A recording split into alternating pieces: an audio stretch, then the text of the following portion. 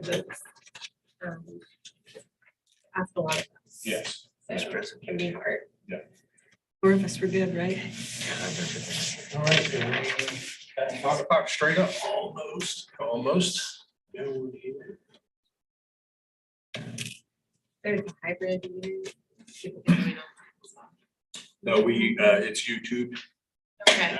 on our YouTube Ready? channel. Yes. All right, I'm gonna get things started. So this is the June 1st, 2022 meeting in the City of Charleston Board of Zoning Appeals Site Design. President Jennifer DeCientis, Kelvin Yuji, Amanda Martin. 10 years isn't long enough. And Joel Adrian, present for the planning staff, Eric Schultz, and Lee Batchelder. These meetings and these proceedings are being recorded as ask that those who speak identify themselves for the record. We will conduct the meeting in usual fashion. We will first receive information from city staff about the application and their recommendation. If the recommendation is favorable and no one objects to the application, usually the Board of Zoning Appeals treats the matter as being uncontested and passes it as a matter of course. If, however, the city recommends against the application or there is opposition to the application, we treat the application as contested and hear from the applicant and anyone else who is in favor of the application. Next, we hear from anyone opposed, followed by a short rebuttal from the applicant. We then close the public hearing portion of the meeting for that particular application. Open discussion to the Board of Zoning Appeals members only. We make a decision to approve the conditions, or deny the application. Board of Zoning Appeals Site Design has the authority to do three things. 1, hear appeals to decisions of the zoning administrator. 2, grant special exceptions, fact-finding function of the board. And 3, grant variances to the zoning ordinance if the application meets the hardship test outlined in section 54.924 of the ordinance. Board may deliberate, make a final decision on a matter by a majority vote of members present at the hearing and qualified to vote, provided that not less than a quorum are present qualified to vote. For a variance to be granted, the Board of Zoning Appeals must make the following findings. A, that there are extraordinary and exceptional conditions pertaining to the particular piece of property. B, these conditions do not generally apply to other property in the vicinity. C, because of these conditions, the application of the ordinance to the particular piece of property would effectively prohibit or unreasonably restrict the utilization of the property. And D, the authorization of a variance will not be of substantial detriment to the adjacent property or the public good. The character of the district will not be harmed by the granting of the variance. That we will start with item A1 or A, which is review of the minutes from the previous meeting. And I apologize for not having used in the image packet. I was on vacation and Janita had to make one correction. But if you recall the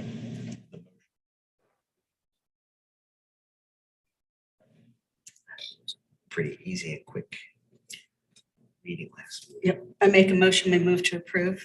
Do I have to recuse myself since I wasn't here? So, Well, I think probably you probably should abstain Okay. from voting, but there's still a quorum. But I don't see a problem with it. All right, so motion for approval, seconded by Kelvin. All in favor, say aye. Aye. Aye in favor. All opposed? Any abstentions? So 3-0.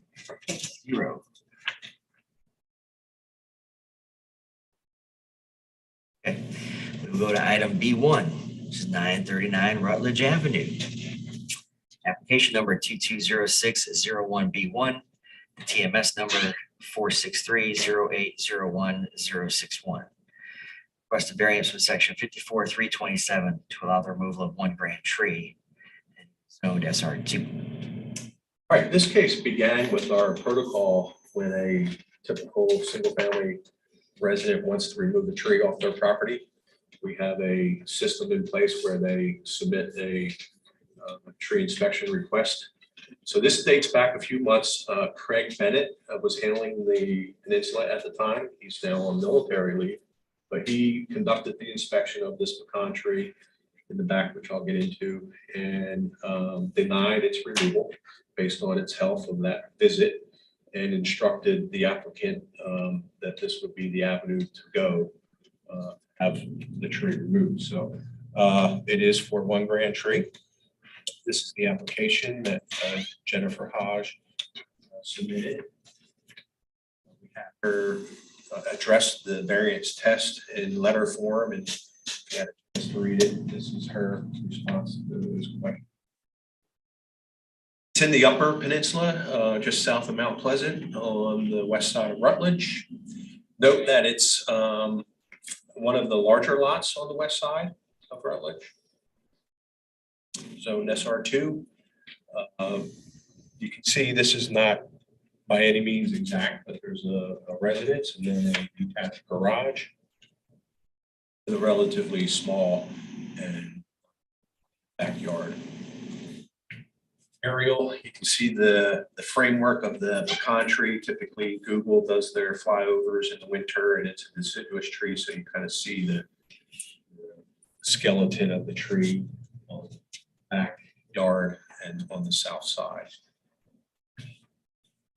This is just a Google Street View. You can kind of see the crown from the street over the property on the south. Survey.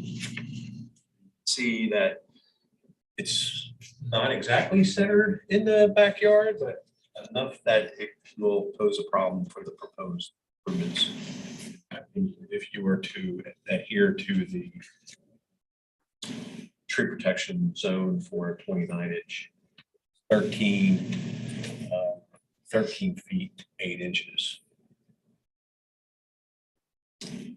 I flipped it so you can kind of see how the house and walks in the garage and the existing concrete pad exist on the site. So their dream is to have a pool. By no means is this a scaled site plan, but their pool company, Heritage Pools, provided this to give them a good idea of the size and the steps and the spa, if you will, and then the coping, and the tree would be in the pool. Another view, the palm tree, if you noticed on the site plan, I think they're maybe possibly trying to preserve the palm tree in that coping.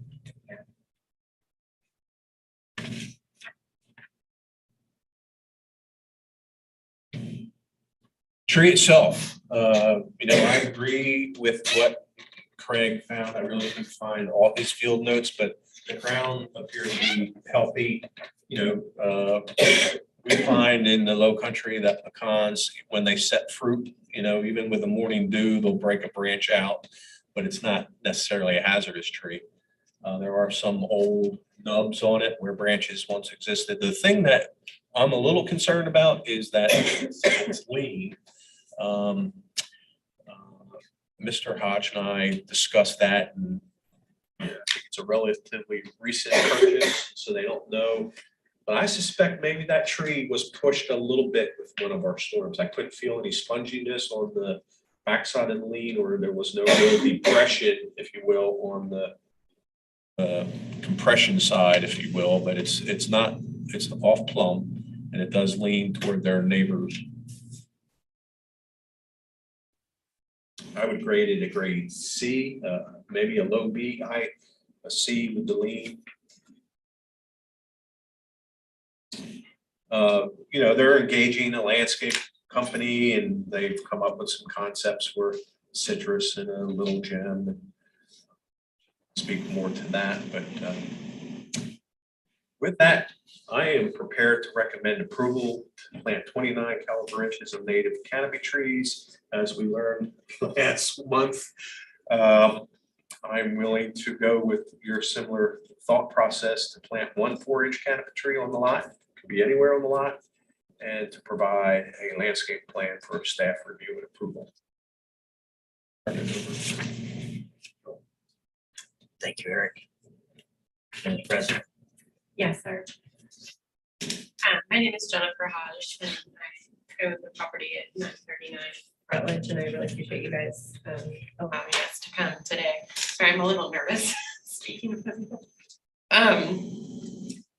Yeah, so when we bought the house, we were a little concerned about the lien because there was another pecan tree up against the house on the right side that fell about 2 months after Craig had come out and inspected that one as well and approved it to be removed. But the property that's adjacent to us has been for sale and just went through a remodel. So I haven't been able to talk to the owners to see how they felt about the tree. And then when we started the proposal for the pool, we asked if there was any potential to maybe keep it. But they informed us that the fruit of the pecan going into the tree is going to be problematic and that the root structure is not going to allow them to put the pool in. So we decided to proceed with the variance. It was actually a year ago that Craig first came out. So we've tried to do our due diligence. We had 2 arborists come out as well to see if there was any way we could potentially work with it, and we just can't. So we would like to remove it and then potentially plant some additional citrus trees down the side there, and then the magnolias in the front, which we're happy to provide those plants once we have them. All right. Anything else? No, sir. Okay. Question. Is there anybody present that's opposed to this application? Did not receive any written comment either. Okay.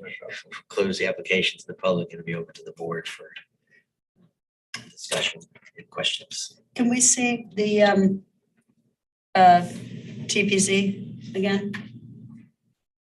So, I'm sorry. That is not to scale, but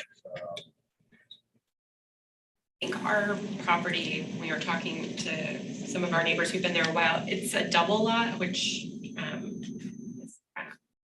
not common in that area. So it doesn't look very big there, but our backyard's pretty large compared to a lot of the homes in the area. Yeah, you're 73 feet across. yeah, to give you a sense of scale, between the So, property line and that 53 feet. with the southern garage. facade is 10.7 feet. Starting at 24 inches, your radius is 12 foot. It would take up a good portion of the back.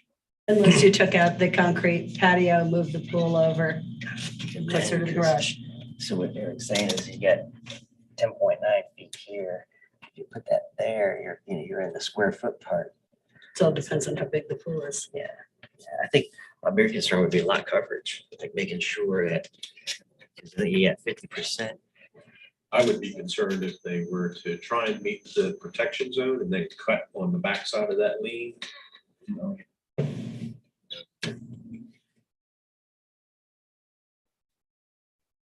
Right, because it's leaning forward and towards the property to the south. right.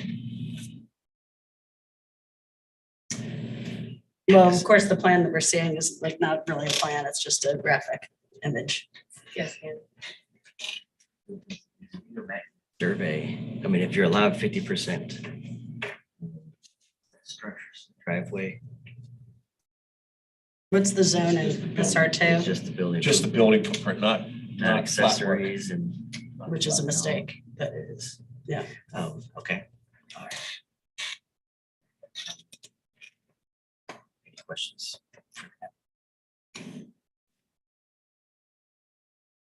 You said you had some arborists, you had a couple arborists come and look at the tree. And I included one of those reports here as well, when they looked at the tree. They agreed with the city. They said it's an older tree, probably they were estimating around 150 years, which they said, they were like, the life of a pecan tree isn't much more than that, so it won't be long. But they didn't feel like the tree was diseased in any way or in danger of falling. So they weren't making any recommendation to remove it based on disease. But they were also recent or a year ago? So this was, I think the one that I included was Charleston Tree Company when they came out. The Charleston Tree experts, that was done in April. And I put that proposal in because they would be the ones that we would likely use for any removal. So they included that in their report. So Roberto also had come out actually, to be completely transparent, I worked with him for almost 6 months. When it initially came out, he mentioned that he felt like the tree was diseased. And he said, I really want to wait to pursue any permit because he had multiple permits going at the time.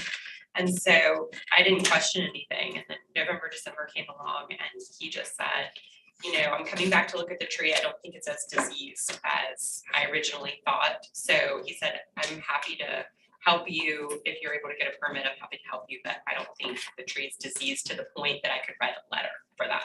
So that's why I called Charleston tree, just to be sure, because originally he did say it was diseased. So I wanted to just make sure from a safety standpoint, but both of them have agreed there was no disease. Thank you. Mhm.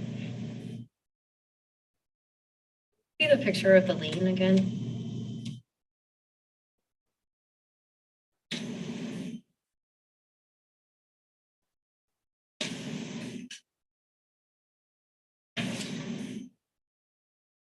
Good one photo from the back. I have it in my packet. Yeah, I think you have it there. It's kind of hard to tell from that angle.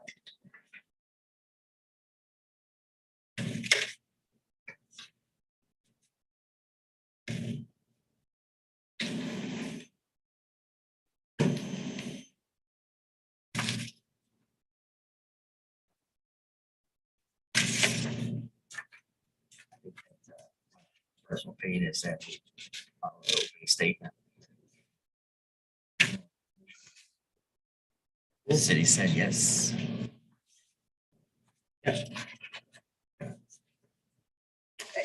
agree. If there's no opposition, technically, the matter, of course, is to approve with staff recommendations. So think what I would feel is, I think that the little gem magnolias are too small a tree to count as a canopy tree. Now, they're not a big magnolia, right? And the citrus along the side is fine and dandy, but I think it does need to be a canopy tree. Something decent. Do you guys have a list of the approved canopy trees? Because I know the landscaper, the reason he recommended the gem was he was saying in the front where we were, that they weren't allowing the regular magnolias. The city wasn't allowing them to be planted anymore because of the size. So he recommended the gems. I'm not aware of that. That Okay. must be a Parks So Department if you thing. have recommendations, I mean, we're Yeah, we happy have to a do list. that. We have a list of native canopy trees. Sure. And do you guys think that a 4-inch or a 6-inch? There's really not any I know, benefit I to know. planting a larger Yeah. tree. Except for the instant. Yeah, it's harder for the tree itself to acclimate once it is planted. So it's interesting because when you start to look at different studies that have been done where they plant, let's say like a 2-inch caliper, a 4-inch caliper, 6-inch And two caliper. catches up. Absolutely. Is that And is that the 6-inch base? sticks? When you talk about 2, 4, 6, is that the Yeah, base of it's what you caliber. originally planned? It's about, if you were to stand up, it's at about your shoulder height. Okay. So we're good with the 4 inches of canopy tree? I mean, you could still plant the little gems if you wanted the little, but Eric, would you have them submit the landscape plan to you? Yes, yes.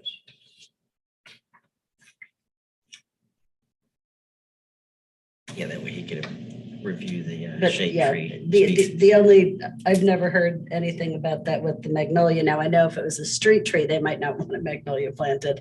But that doesn't sound accurate to me. I'd check that. I mean, Right. Be careful what people say. Anyway, Yeah, we're learning that. and what do you guys think? You okay? I'd like to move to approve.